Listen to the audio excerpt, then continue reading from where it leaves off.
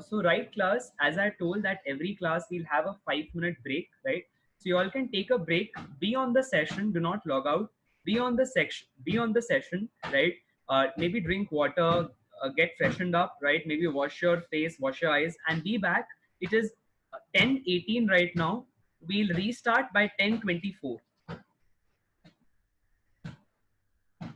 So this is, I'll reintroduce, we are here, all of us are here for the revision course of JEE and NEET 2020. I'm your course instructor, Pushwant Patnani. All of you are connecting from different lengths and breadths across the country. And I'm very pretty sure that you all are going to enjoy this course. This, for all of us, this is going to be a wow physics course, right? We all have understood by the Ron, Hermione and Harry story that how the attitude towards the subject has a great impact on the final result. So, with this thought in mind, let us break for 5 minutes. We all will join at 10:24. Please do not go anywhere in terms of your Zoom. Keep your Zoom on the way it is right now. You may go away from your mobiles or laptops, get freshened up, drink water, and be back by 10:24. Thank you.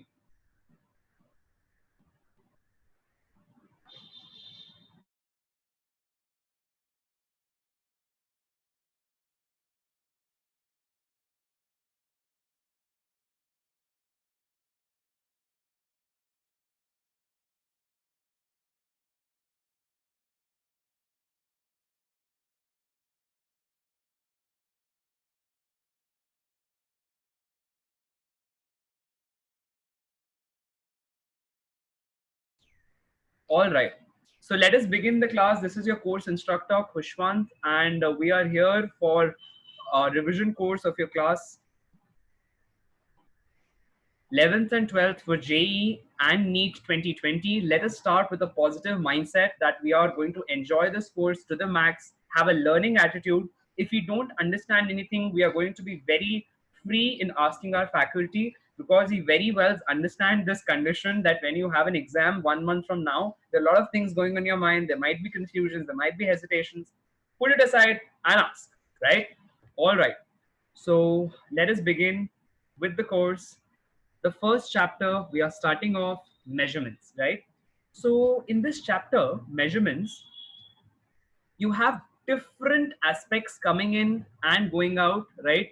And it's a beautiful chapter. Let's see one by one, how does this chapter begin, right? I hope everybody has jotted down things on the board. I'll remove it. Let's start in the name of God, this new chapter, measurements.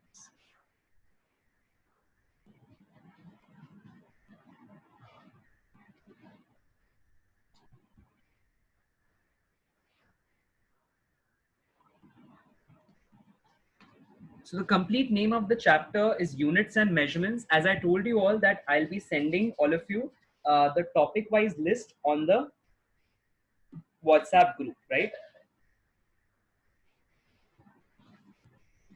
So, and also the assignment for the day. Let us start off. So in this chapter, measurements, this is one of the chapters which actually many students tend to ignore, right? Many students tend to ignore, but I believe this is one of the chapters which is the easiest to score. This is the chapter which is easiest to score, right? So talking about the distribution, this chapter, I'll tell you, so about JEE mains and NEET both, every year, uh, around 1 to 2 questions are asked from this chapter. So let's say if I give you an example, so let's say if one question is of 4 marks, right? And I talk about, let's say 2019 JEE mains paper. Let us talk about shift one. So nowadays the papers happen in shift. So 2019 shift one, there were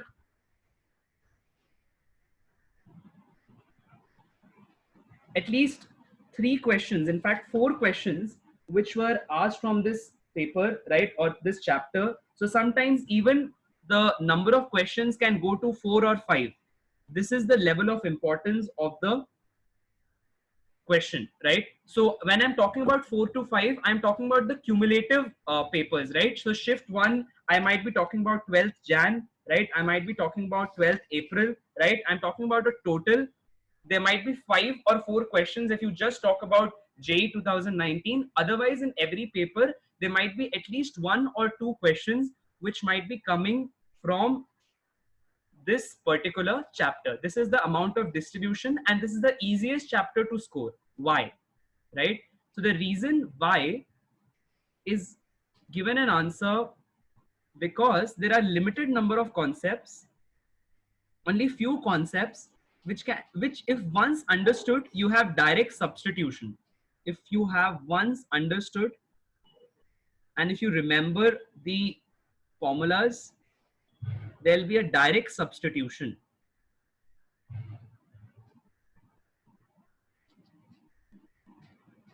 So telling you one by one the important formulas of the chapter, right? Kindly jot it down here. I'll be briefing you all on the detailed aspect of it one by one, right? So just first note down this. So the first formula, so right here, something as formula chart.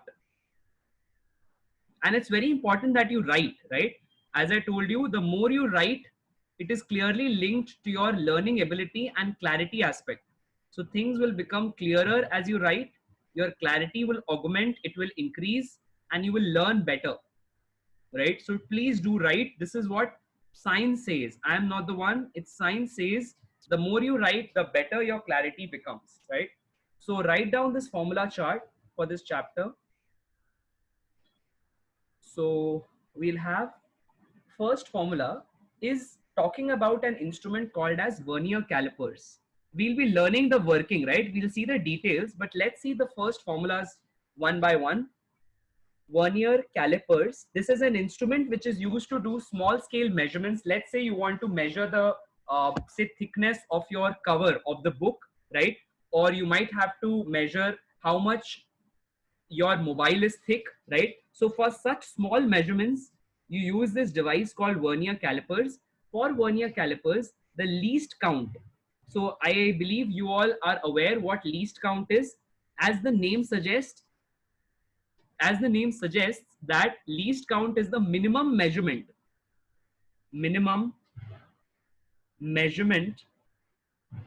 which can be made using that device. That can be made using the device.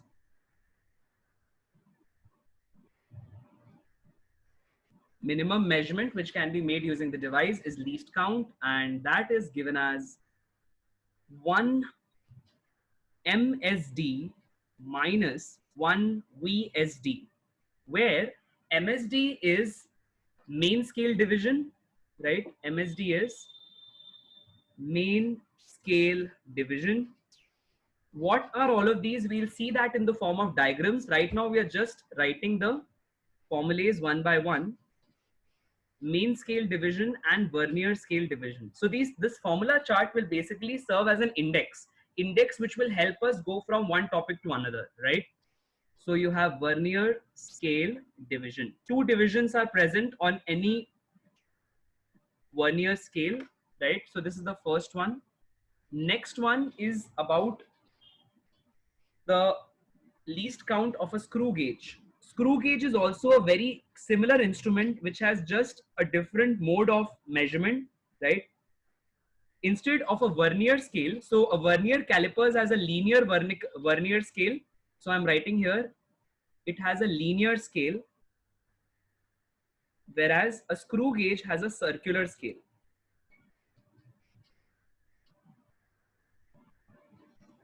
The vernier scale is linear, whereas the screw gauge scale is linear, right?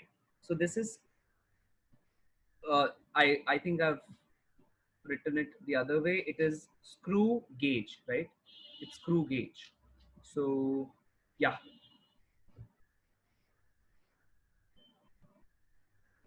Screw gauge has least count. Sometimes you write least count as LC also. So this time I'll use the shortcut. LC is given as 1 MSD, that is 1 main scale division, right, upon number of circular scale divisions. Number of circular scale divisions. This MSD or mean scale division in case of screw gauge is also called as pitch, Pitch.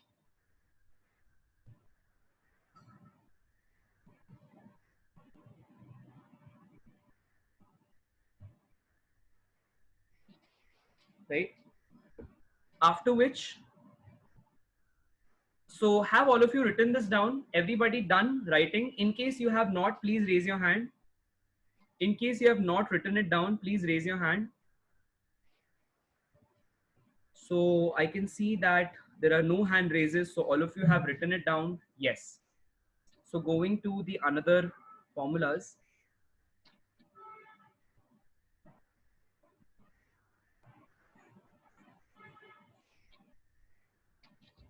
Has everybody written it down? Can I have any questions, any queries, anyone?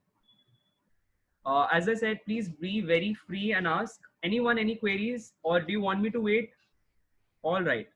So I think everybody is done writing. So I'll move to the next one quickly.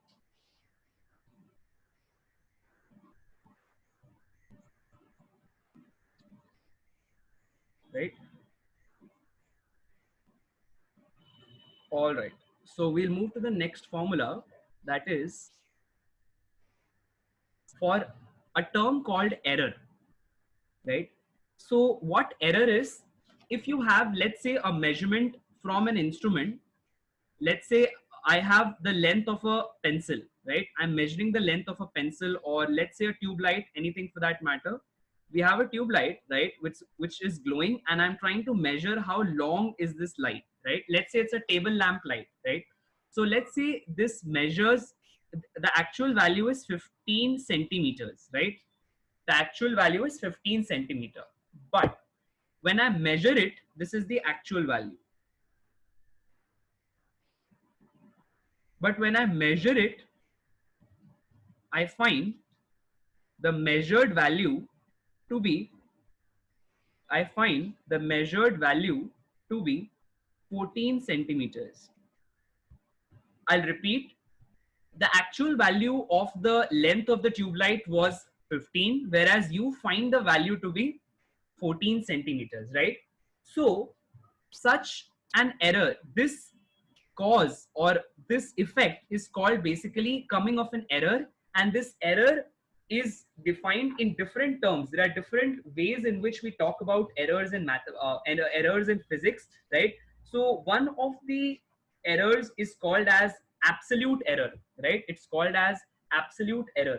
So errors are of different types. The first one is, write it down, absolute error.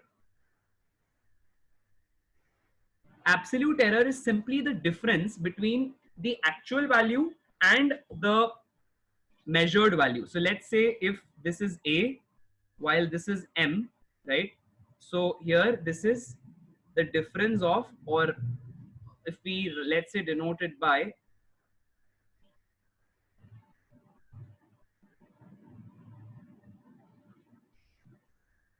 let's say we denote it by VA, that is value actual and value measured, right? So we defined it as the positive difference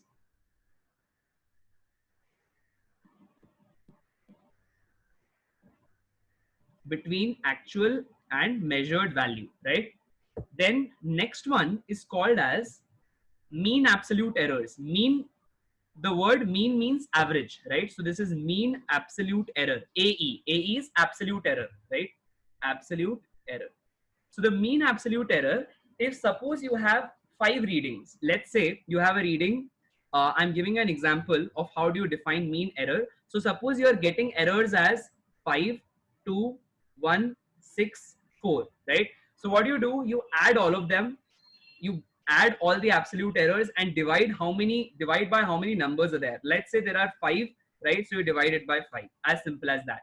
What are these?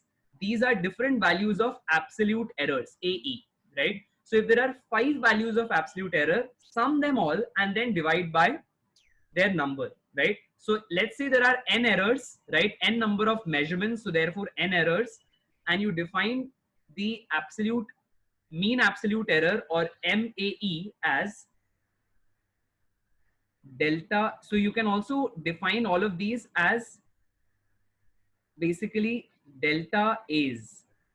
So here you take delta A1 plus delta A2 and so on, right, until delta AN whole by n. We'll see the application in a short while. Let's say we have readings given as, suppose I'm giving you, write down a question with you. I'll write it here on the RHS of the screen, right here. So I'm writing down with red the question.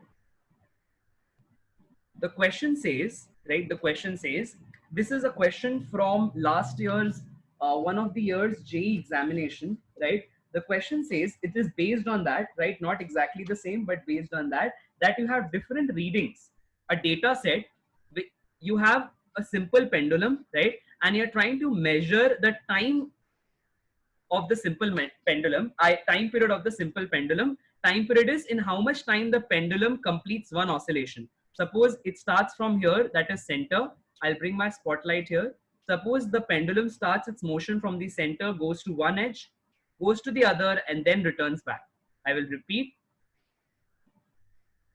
There is a pendulum, right, which is being, for which we are doing a study. We are measuring its time period. In brief, what time period is? Pendulum going from center to one end, going back to the other, right? And then coming back to the center. This is called as one oscillation of a pendulum, right? So suppose a pendulum completes one oscillation, you are being told that you have to find out something about the time period, right? But then you're observing the time period. So let's say we have, I'll repeat. I think one of the students had got logged out. The student just entered. So for that student, I'm repeating that what is the funda? You are being told that you have a pendulum for which the time period is being measured, and you have 5 different measurements of the time period, right? 20 seconds, first measurement. Next one is 25 seconds, post which you have 15 seconds, then 20, again 20 seconds, and then again 15 seconds, right? So you have different measurements of time period in 5 different attempts, right? So you're being told, find out what is the absolute error in each case. AE, what is the absolute error or delta A in each case, right? So how will you do it? Have a look here. Just now we learned that absolute error is given as actual value and measured values difference.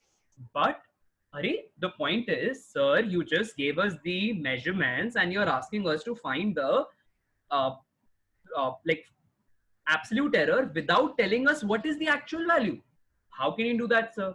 So I'll tell you that, dear student, for this particular question or this type of questions where you are not given the actual value, you're just given the readings. If the question just gives you the readings and asks you to calculate the absolute error, what are you going to do? In such scenarios, you are going to write, you're going to find out this actual value by yourself. How? You define actual value or mean value, right? Value mean. Means mean value as the average of all values. So here, this is average of given values. The average of given values. So what are the values given? Values are given as 20, 25, 15, 20, and 15, right? Sum them all and find out what's the value for the answer. So we have, let me take another pen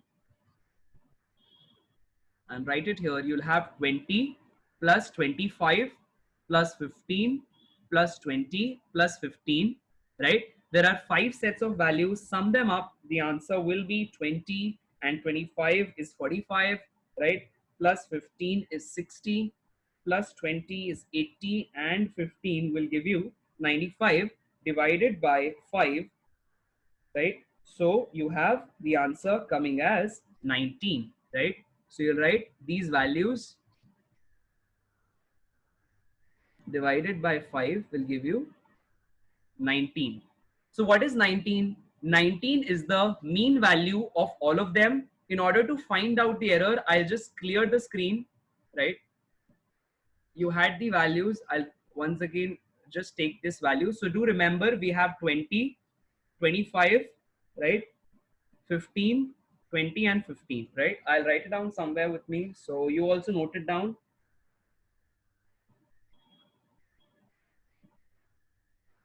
right? All right. So coming back here, we had in the question given the readings of time period as 20, 25, 15, 20 and 15, right? We were asked to find out first what is the absolute error or delta A. So you all told that, sir, you have not given us with these are just the readings of time period, right? These are in seconds. So these are the readings of time period. How come you have not given us the actual value? How will we calculate the absolute error? Because absolute error is given as the difference of actual value, and measured value. But if you will not give us the measured value, how will we find the answer, sir? So I told you, sometimes measured value is given. If actual value is not given, you assume that mean is nothing but actual value. You assume this. On this assumption, you find out the mean of the values, which we found out to be 20 plus 25 plus 15 plus 20 plus 15 divided by the number of values, right? The answer came out to be 95 by 5, which is nothing but 19. So here we have written that the absolute error can be found out using the mean value in each case. So let's find out the absolute error for each reading, right? So we'll call it as delta AI. Let's see.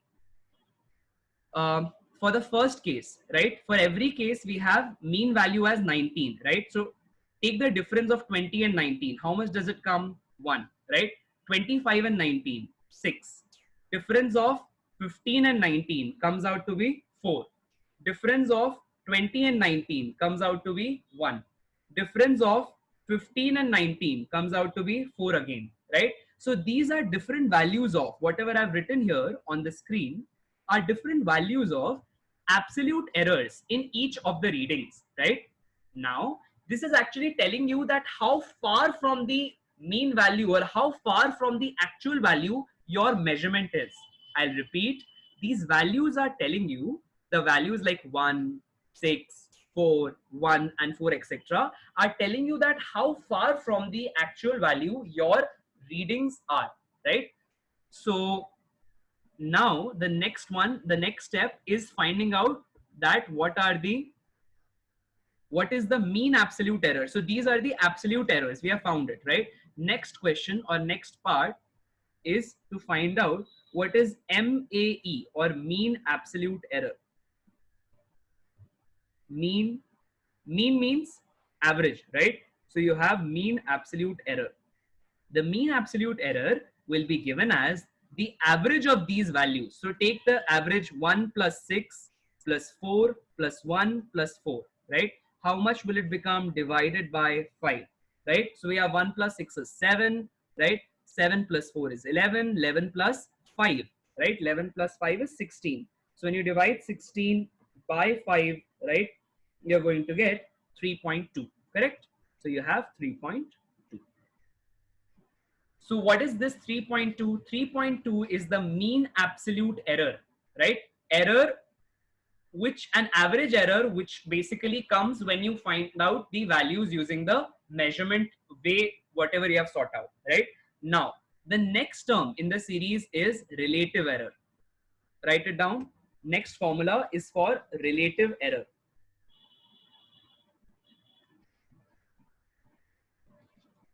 The relative error is defined as the ratio of, I'll once again repeat, the ratio of mean absolute error. You also write mean absolute error as delta A and then in the subscript small m, right? So you take mean absolute error in the numerator and then the actual value, right? The actual value or the mean value. So here I am denoting the actual value or mean value by AM, right? Just look at the screen. I'm writing AM or the mean value is equal to 19, right? So can anyone tell me, anyone in the class, unmute yourself. Let us take Bhavya. So Bhavya, can you substitute these and tell us what the relative error is going to be? Yes, Bhavya.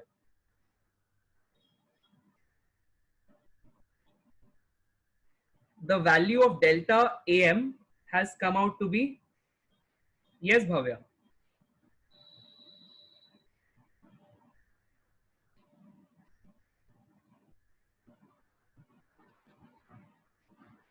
I'll unmute you. Yes, try it out.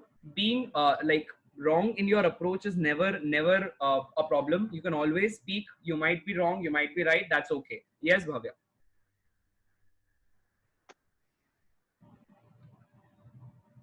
So I'm asking that what will be the value of delta AM? Yes,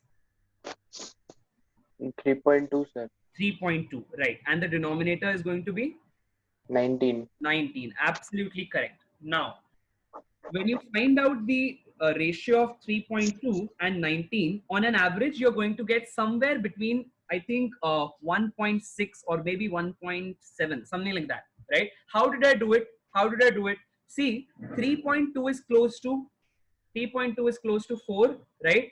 And or let's say just 3. Let's say just 3, right? Divide 3 by around 20 or 3 by 2 and then take 1 by 10, right? So you get 1.5 by 10, right? Am I correct? So you'll get the answer a little higher than 1.5. I'll tell you what did I do once again, right? These are small tricks. These are very small tricks which might help you somewhere in your exam. I hope first of all this answer is clear to everyone. The approach is clear. I'll talk about the tricks a little later. Is the approach clear to everyone? In case anybody has any doubts until here, please forward them. Let me know by raising your hands. Yes, class, quickly. Anything that anybody wants a clarification for, please let me know so that I can discuss it again. Everybody has understood? I might ask in random, right? Once you say that you have understood a question, I might ask in random to anybody to explain the same so that we are clear with the aspect of it. I think we have one chat coming. Sir, can you please again explain the trick? Yes, I'm coming to the trick, Bacha. I'm coming to it. Dekho. So the trick is, I told that I have to divide 3.2 upon 19, right? So in such questions, what you do is, rather than dividing this by 19, just divide it by 20, a number which is very close to it. So what you're doing, you are increasing the denominator, right? Increasing the denominator. So in overall, you are actually increasing the denominator. That means decreasing your answer, right? Because answer, whatever will come, will be inversely proportional to your numerator, right? So what have I done? I have just, for an approximation, this is a trick of approximation, to calculate the approx values. In the exams, you might not have the time to do an entire calculation, right? Specifically, when you see NEET and JEE, both exams will have some questions where calculation will be little tricky, right? So for those questions, just do a division. In order to do a division of 3 by 20, take 3 by 2 in the numerator, take 10 in the denominator, right? 3 by 2 is 1.5, right? Divided by 10. So your answer will be 0.15, correct? So you'll have here 1.5 divided by 10 will give you 0.15. Now you can ask that, sir, if the answer is 1.5, why did you report it as 1.6? Because see here, actual value was 19, but I increased the numerator. That means I decreased the answer and reported it as 0.15. That means answer should be somewhere a little greater than 0.15, right? So this is the approach. This was a short trick. So I'll be sharing with you all in the due course of the entire syllabus somewhere some tricks of this sort, which is going to help you tackle the exam in a quicker way possible, right? There might be hundreds of ways of tackling this particular questions, but I am choosing one, you might choose another, person B might choose anything else, right? Okay. Anybody else, any queries, right? Class, also one more thing, because you all are from different parts of the country, right? You might feel at some point of time, you may, I don't know, but you may, that maybe the tone in which I'm speaking or the way I'm expressing myself might, you might not be used to it, right? You might get used to it in like some span of time, right? All of us adjust, but still I'll tell you all that I am comfortable with two languages, Hindi and English, right? So if at any point of time you want me to clarify it better in any other language, just let me know, either by chat or by opening your mic, right? So I hope I'm clear that you all are free to ask me in order to change my language for a particular question or a concept to either English or Hindi, and I'll be very happy to do that for all of you, right? As this course has been put for all of you on a free of cost basis, so there are no kind of no at least from all of you, there is no personal intention involved, that there is nothing in terms of money. I just want that all of you should get the knowledge of the course, and none of you should face any difficulty in the coming month in tackling your exam. Yes. Anybody, anything that you want to convey or ask? Right? Okay. So if it's done, let us move. I think I'll see if there are any hand raises. No. So I think all of you have understood it well, right? I'll accept this fact and I'll move on. Yeah. So there is one more aspect, right? There is one more aspect which is called as percentage error. Of error, there is one more aspect called as percentage error. Let us see that quickly. So you have percentage error, percentage error. Percentage error is equal to relative error. Percentage error is equal to relative error into 100, right? So here in this case, we have relative error as, let's say, nearly 1.16. So we'll write 0.16 into 100, right? Which gives me around 16%, right? So you have an error of 16%, which is a very huge error. Generally, the error is acceptable in real-time readings. When you might have been doing it in your schools, they should not be greater than 5 to 7%, max 10%, right? 16% is a huge error. That is just a separate thing, but just telling you all for knowledge, right? So this is how you calculate percentage error. The next formula you can note down with yourself is percentage error, right?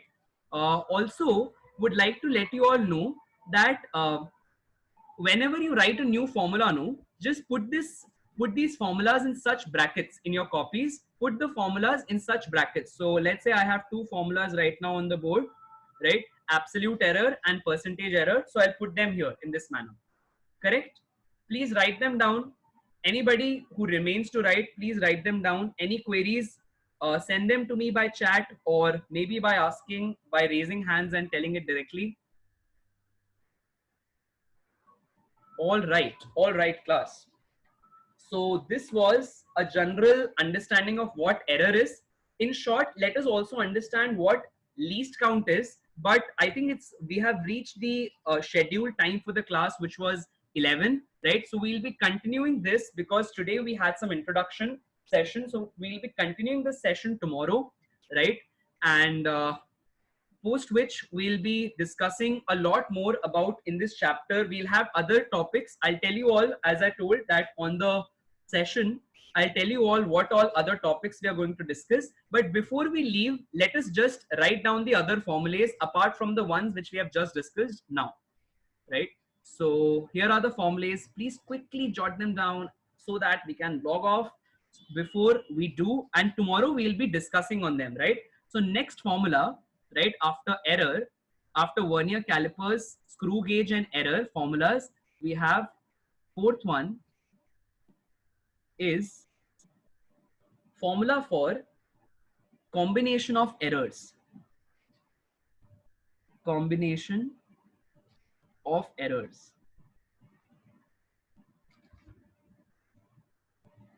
right?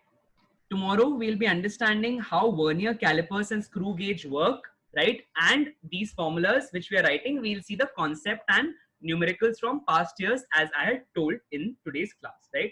So suppose in combination of errors, you have one of the formulas given as Z, a function which depends on other quantities like A, B, and C in a format that you have A raised to the power P, B raised to the power Q, and in the denominator C raised to the power R, right? And I'm told if in the question I'm given that A, B, and C have some error, right? They give us some error, some relative error or some percentage error.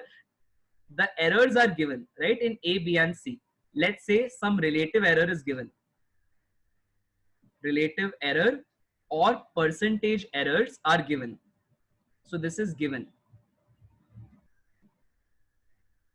right? And we are told to find out, what is the percentage error or the relative error in Z, right? These are given values A, B, and C. These values are given and we have to find out the relative error or absolute error in Z. The relative error RE, right? Or absolute or percentage error, pardon me, percentage error or relative error in Z, right? So for tackling such questions, you have a formula which comes from different derivations. We are not seeing that. We are simply seeing the concept in the formula. It is given as delta Z by Z. This term is called as nothing but relative error in Z. Write it down. Relative error in Z. Delta Z by Z. Delta Z is absolute error, whereas Z is the mean value of Z, right? So delta Z by Z will be given as P times of delta A upon A plus Q times of delta B upon B, right? Plus R times of delta C by C. What are these values? You can also write this as maximum relative error.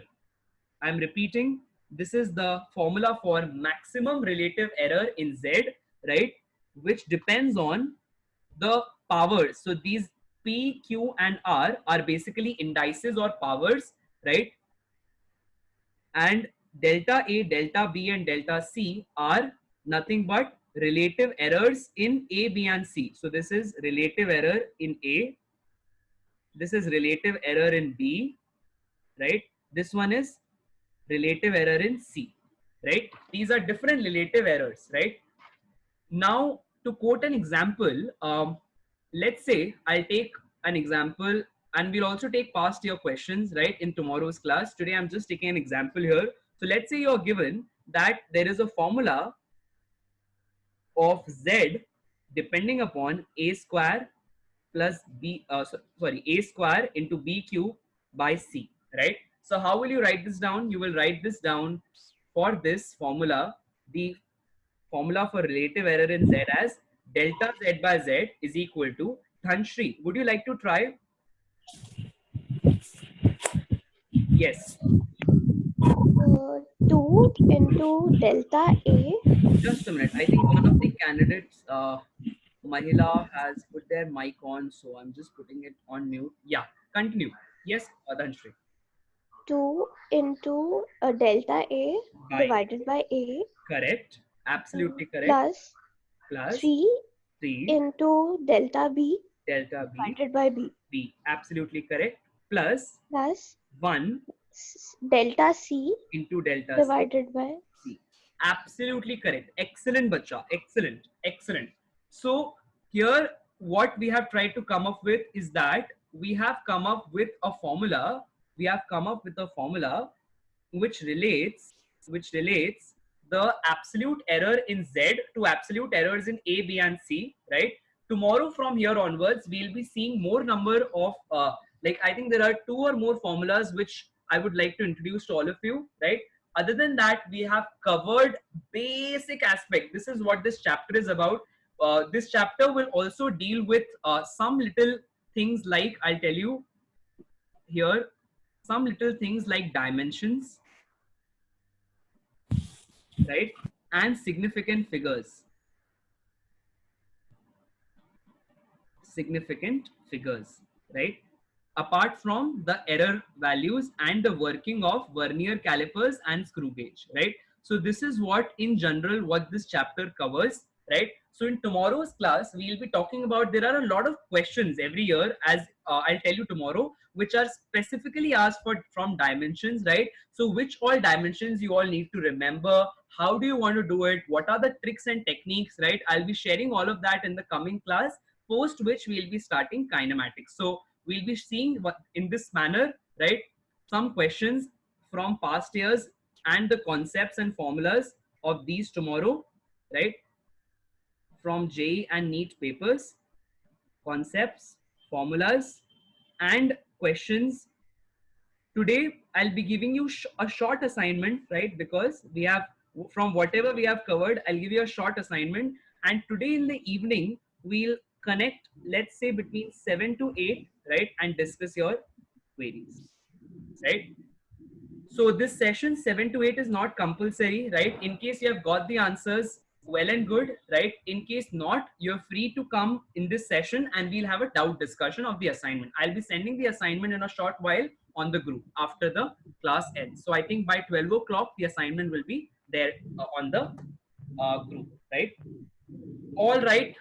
So class, let us then meet tomorrow, same timing, 8:50. All of you will log in, right? You'll wait for some time and we'll start the class at 9, right? In this time from 8:50 to 9, one of the important things that you're going to do is revise whatever we have read today. Also today before you sleep, please do make sure that you are doing a good revision of whatever we have read, whatever, right? Super important. Do revise. The more you revise, the better things will percolate in your mind and the better understanding of the concept you will develop, right? All right, so let's meet then tomorrow morning, right, same timing, and we'll continue with this chapter. Henceforth we'll start with kinematics, that is the second chapter, and we'll again go on in this pattern, right? All right class, anybody, any queries, let me know. So I can see that Atul's mic is unmute, like muted, unmuted. I'll just do the muting work. All right. All right. So class, anybody with who has any queries to ask, you may let me know. All right. I see that queries aren't there. So just a minute. All right, class. Thank you.